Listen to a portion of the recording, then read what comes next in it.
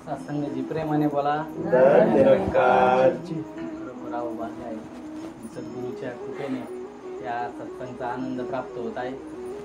सत्संगाची आता या सद्गुरूची आम्हा मिळाली साथ, यांच्या कृपेने सुख आले जीवनात. खरोखर महात्माजी सुख आले का जीवनात? आता बाकीचे लोक म्हणतील महात्मा उठले का शेतात जातात, ढोरं सांभाळतात, म्हशीचं शेण काढतात. कशाचे सुख महात्मा जीवनामध्ये?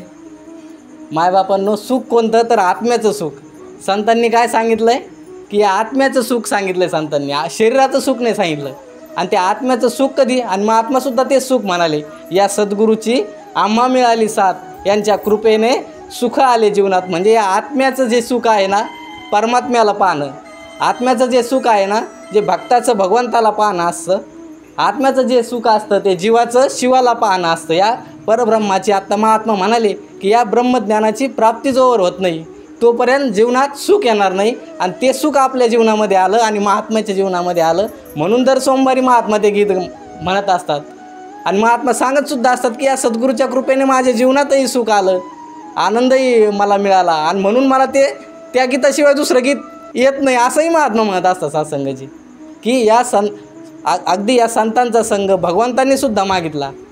ज्या सुखा कारणे देव वेडावला, वैकुंठ सोडून संत सदनी राहिला. की वैकुंठ सोडून संतांच्या घरी राहिला हा देव. का राहिला?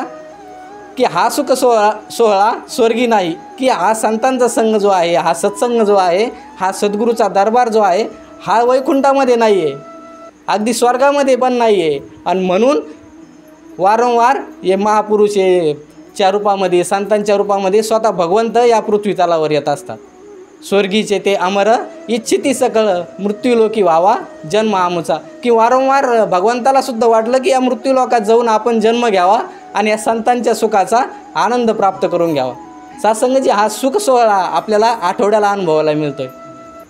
संत महात्मा जीवनामध्ये, संत म्हणजे काय की ज्यांनी ब्रह्मज्ञान घेतलं आहे, भगवंताला जाणलं आहे, अशा महात्म्याला संत ही पदवी दिलेली आहे. आणि या संतांचा संघ आपल्याला भेटतोय.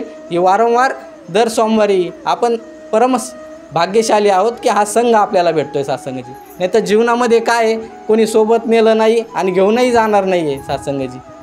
अगदी हा सद्गुरूने जे आपल्याला सत्याची ओळख करून दिली, या निराकारी ईश्वराची ओळख करून दिली, आणि म्हणून या सद्गुरूचे वारंवार धन्यवाद मानणे तेवढंच महत्त्वाचं आहे. म्हटलं आहे की शुक्र किए जा तू मालिक का, शुक्राना ही भक्ती है, शिकवे गिले को लब पर अपने न लाना ही भक्ती है.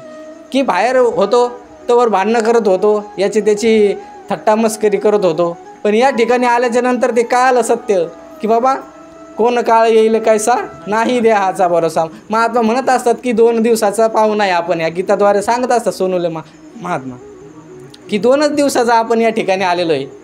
आणि मग 2 दिवस जर जीवन असेल, आत्ताच एक घटना घडून गेली पहा विमानाची. ते विमानाचा स्फोट झाला, धडकलं. पहा ना, का करोडपती लोक होते, 80 हजार तिकीट होतं, 80 हजार त्या विमानाचं. एक बाई, भूमी चव्हाण नावाची बाई, तिने तिकीट काढलं आणि ते लहान लेकरू होतं तिचं, आणि त्या लेकराच्या गडबडीत तिला आवरायला जमलं नाही. तिला अर्धा तास लेट झाली, तिथं पोहोचली नाही, उशिरा पोहोचली अर्धा तास.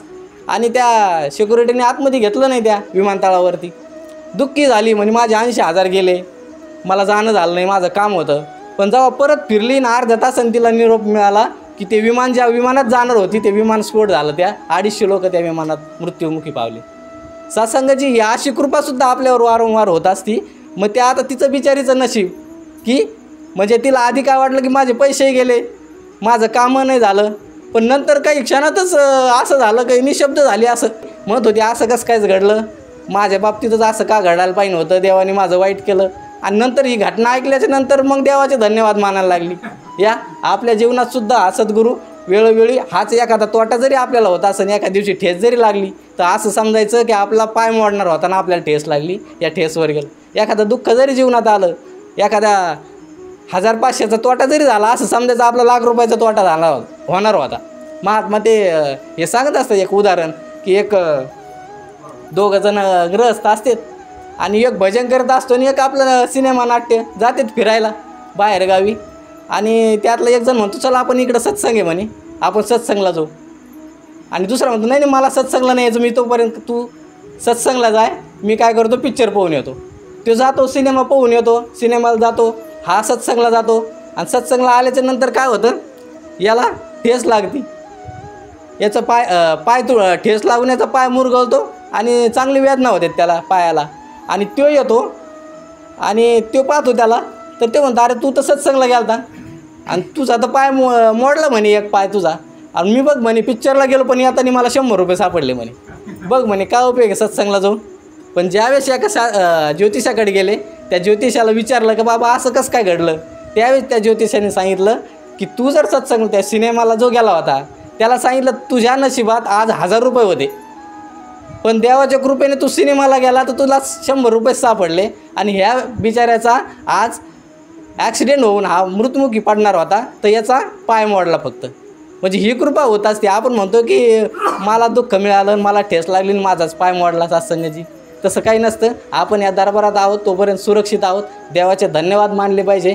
आणि असा सद्गुरू आपल्याला पूर्ण मिळाला की ज्याने अगदी विश्वाचा पसारा, विश्वाचा जो निरंकार ईश्वर आहे, ब्रह्म आहे, त्याला वेदांमध्ये ब्रह्म ज्याला म्हटलं आहे तो परमात्मा आपल्याला दाखवला आहे.